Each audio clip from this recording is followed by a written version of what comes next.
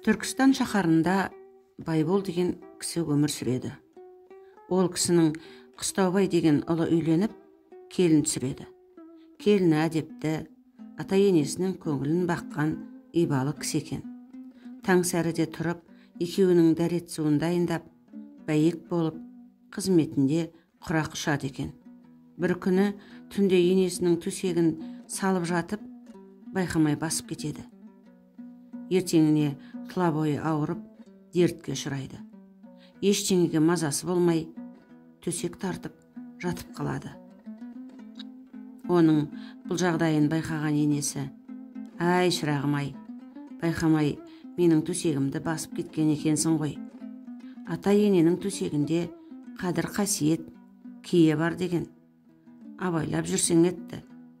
Мен сені кешірдім», дейді де келініне дем салады.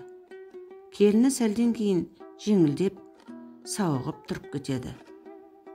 Ол да кейін өзінің келіндеріне қазақтың ырым, тыйым, салт дәстүрлерін насихаттап отырады екен.